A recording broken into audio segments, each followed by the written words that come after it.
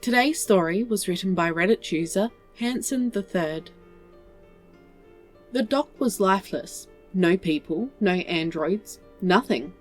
I wasn't expecting a celebration of my arrival like last time. I also, however, didn't expect a total absence of life. Only after I made my way down the last few stairs from my heavy cruiser was it that I saw someone. It was a small human female. She stood there on the dock with crossed arms, waiting. Her only attempt at gaining my attention was a subtle nod as she made eye contact. As I began making my way toward her, the strained voice of my chief engineer stopped me in my tracks. "Sir, battle damage has been mostly mended. A few autocannons still malfunction. My team is assessing a few repair strategies to ensure full functionality." I nod. "Take a break, Fannet. You deserve it." The engineer smiles at me and he salutes. I turn back to see the woman waiting for me at the dock. Seemingly tired of standing, she was now sitting on a small metallic crate. Unusual manners for welcoming an official state guest, but I'm not too stuck up. Being at the front line for years make you slowly kill the snob inside you. I extended my hand as I approached her. She welcomed me with only a few words before she promptly turned her back to me, leaving my extended hand hanging in the air. "Follow me, Prince." Either my Human Diplomacy 101 courses failed me, or something else was up. The woman and I walked along the length of the dock at a rather uncomfortable pace. I saw boxes upon boxes filled to the brim with the ammunition our fleet so desperately needed. Ever since our production capacities were sabotaged in bombing attacks towards the end of the war with the United Human Territories, we relied on this factory for 90% of our supply. As part of the peace deal of this gargantuan munitions plant, its entire production capacity and its surrounding star systems had been annexed to the Azar High Kingdom. It was good to see that the populace of this station had humbly accepted their place in our kingdom in exchange for His Excellency's grace and protection. I had a feeling, however, that Commissar Braxton, the director and governor of the plant, wanted to talk about this very deal. As we walked, I could see automated freighters leaving for the front line. They now had to travel quite a distance. Compared to when the War of the Confederacy began, we were on the cusp of victory. By some estimates, it was only a matter of weeks until the Azar High Kingdom stood as the only great power in this entire region of the galaxy. I felt a sense of relief. Soon, the dying would stop. Soon, I'd be able to return home. With this victory, I could only hope that my father's thirst for expansion had been quenched, at least for a time. The woman led me to the main building of the installation. It was a sight to behold. Smokestacks filled my peripheral vision, spewing smoke so thick and dark that they cast shadows over the entire compound.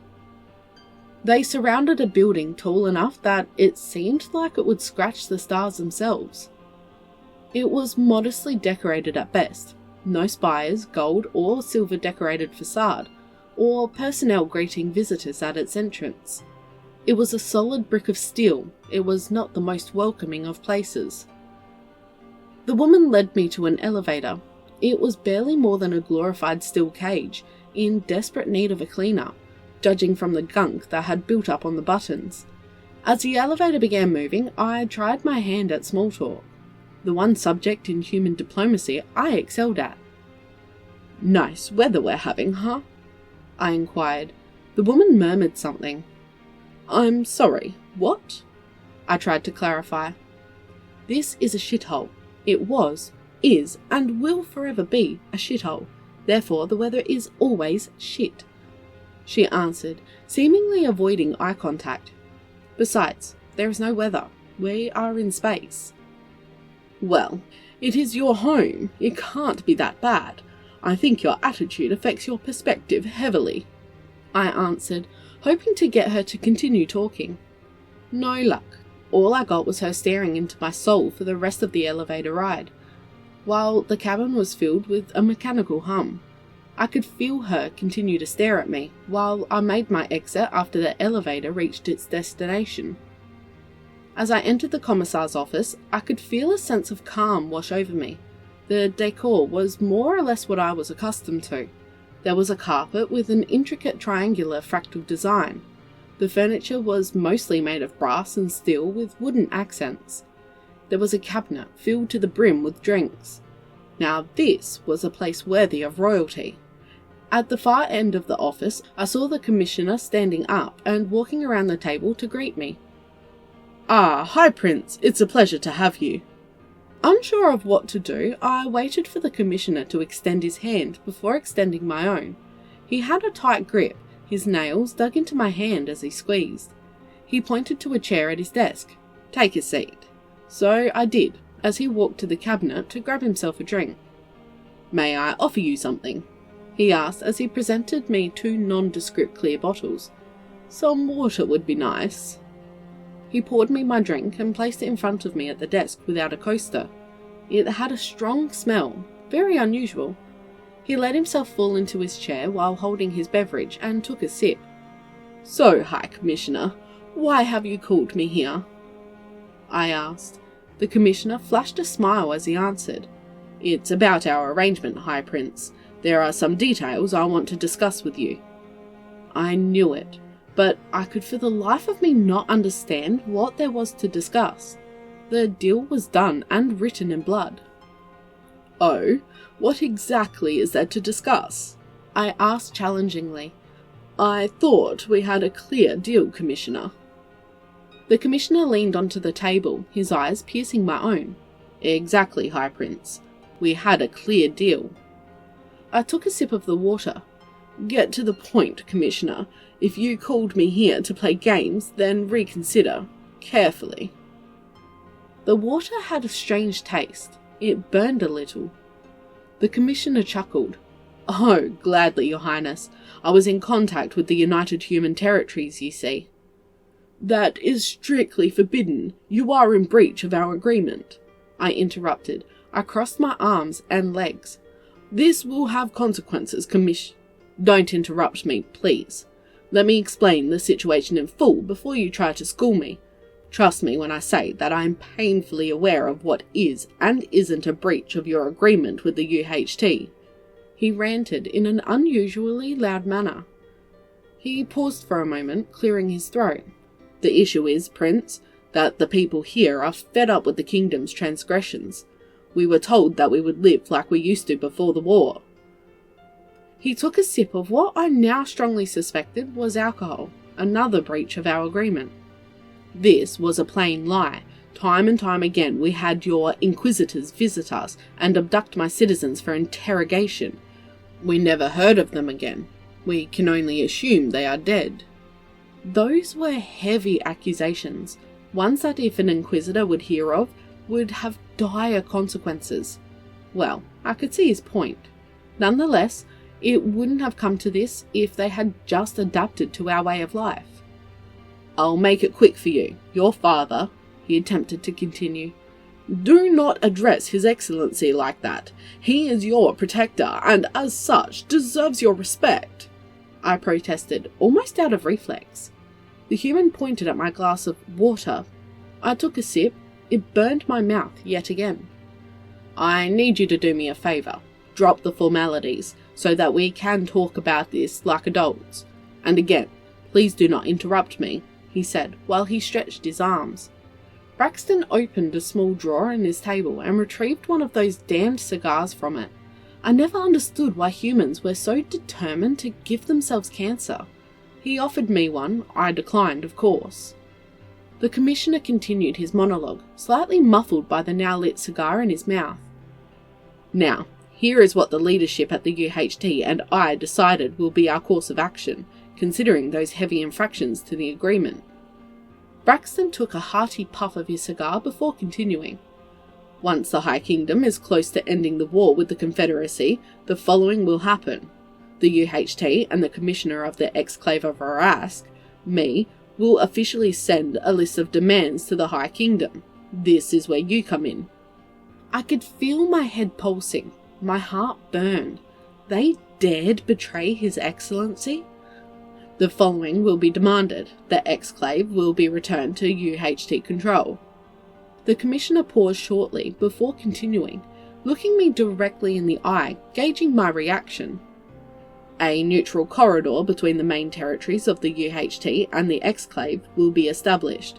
The High Kingdom of the UHT will negotiate a trade deal concerning continued arms and ammunition delivery to the High Kingdom. You will deliver these demands. Should these demands not be met, I smashed my glass on the table. Prince Urt, the Commissioner half-heartedly shouted. I ignored the traitor and moved toward the elevator. My friend, I highly advise you to listen to me. We can sweeten the deal, he tried to offer. I'll only ever listen to you again, screaming for help as you are executed, I answered plainly as the elevator doors opened. In an instant, the office was bathed in a bright orange light. Perplexed, I turned to look at the Commissioner. I saw him holding a small remote and staring at something outside through a large window overlooking the dock. I followed his gaze until I saw it myself. A bright orange fireball as bright as the sun rose over the dock, the only remnant of what once was my cruiser. Several pieces of metal hit the window of the office, even though it was hundreds of meters above dock level. I stared at the Commissioner, unbridled rage building inside me. I told you not to interrupt me, he dared say to me. My crew! I screamed, my voice cracking as I lunged at the traitor's throat. He barely evaded my attack. All the damage I managed to inflict was a small scratch on his cheek. I slammed against the wall behind him. It took me some moments to gather myself after the impact. I turned to see the Commissioner aiming a taser at my face. The world went black. I woke up in the very same office, sitting in the very same chair I sat in before. A glass was placed in front of me. Need a drink? I heard Braxton say. I looked around and noticed that I was bound to the chair with some cable binders. 2 men stood on either side of me. Your crew was taken into custody the moment you entered the elevator. They should all be alive and well. I wriggled my hands in the cuffs, trying to loosen them. The Commissioner nodded at one of his men. I trust that you won't try and rip my throat out again, he said, as the left guard cut my cuffs off with a knife. What happened to my ship? What did you do? I asked. The Commissioner smiled, while he dipped his fingers in his drink and massaged his wound with it. Technically, we didn't set foot in it at all. At least not directly, he said as he took a swig of his drink. Say, what caliber were those massive guns along the ship's spine? 200mm? I nodded in confusion. Did they serve you well so far? We did provide the ammo after all. I want to know how well they worked. His question puzzled me. I rubbed my wrists, sore from the cuffs. Decently well. Listen, what are we doing here? I responded, genuinely confused. The Commissioner scratched his head. Are you familiar with the story of Troy? How did the mighty city fall? He asked with a glint of curiosity in his voice. I dug around my memory for a while. There was a mention of this Troy somewhere in my classes back home. It dawned on me. You, the ammo? Did you do something to the ammo? The Commissioner spat out a little of his drink as he laughed, a little surprised. Very astute, High Prince. Very good. Yes, we did something to the ammo. To every single piece you made us produce for you. All those hundreds of thousands of rounds are equipped with remote detonators, he explained with a mischievous smile. All now resting deep, deep inside the magazines of your battleships, cruisers, and destroyers fighting the Confederacy. I gazed out of the window at the plume of smoke still rising over where my ship once was, a ghostly warning of what power the humans were currently wielding over the entire Azar Navy. I think we have an understanding of what happens if our demands are not followed, the Commissioner said, awakening me from my daydream, all the while continuing to ruthlessly smile. I'll make it easier for you to accept our terms. The Azar Kingdom will be able to finish this war of aggression. The Confederacy has not treated the UHT kindly at all, just like the High Kingdom. We don't have any ammunition just waiting to trigger in their ships' magazines. It is only practical for us to await their defeat. 2 birds with 1 stone and all that. He paused, raising his eyebrows to see if I was following and taking another puff of his cigar. Here is where you come in, Prince. You seem to be the only one giving a damn about your subjects. This has not gone unnoticed by the UHT, and as such, has deemed you the only worthy successor to be their excellency after the war. I feared what the Commissioner was about to say. My stomach churned. Your father will abdicate after this war and name you successor. You will, however, have diminished powers compared to your father. You will forge the High Kingdom into a constitutional monarchy under the guidance and protection of the UHT. What the Commissioner was talking about would be deemed an instantly executable capital offence in different circumstances. Considering my situation, however, I decided to let him continue, uninterrupted. This will be done to ensure that another personality, like your father, will not be able to plunge an entire region of the galaxy into war again. You seem to value their lives at least a little, and you seem tired of the wars. This is your chance to bring peace to them. I couldn't help but chuckle before answering. You put me in quite a situation here. I'm not sure my father will accept this. I'm very certain he will have me executed before I even finish reading the demands to him. The Commissioner put out his cigar as he prepared an answer. I know, Ert. Just remind him frequently that he will lose his navy and doom untold millions of his subjects. I doubt that he will care about the people. Just remind him that he won't win this war without a navy. The UHT is ready for military action in the Azar territories, if he is indeed insane enough to not see that he is beaten. He explained, quickly adding, and just so you know, if you accept our proposal, you will be under our guard until your father's death. Human guards will be assigned to you. Keep in mind that if we don't hear back from you within a week from now, however, we will have no choice but to go forward with detonation of the ammunition. I sat in silence, in contemplation. One question lingered in my mind, one I wish I didn't have to address. I knew my siblings more than most others, even my father, and still, I couldn't predict how they would react to such demands. And what about my siblings? They all have a better claim to the throne than I do. I am the youngest. There are 34 in line before me. The Commissioner stood up and approached me. He placed a hand on my shoulder and motioned me to stand, so I did. I'm sure most can be persuaded to give up their claim. Those that do not, well. I nodded in silent understanding, as much as it did hurt me to do so. I have no choice but to accept, Commissioner, for my people's sake. He handed me the glass of alcohol from the desk and grabbed himself one as well. He held his glass up high. His characteristic smile had morphed into a neutral expression. To the future excellency. I hesitate for a moment, swirling the liquid in my hand. To the Azar people, I answered, and downed the entire glass at once. Like my decision, it burned in my stomach.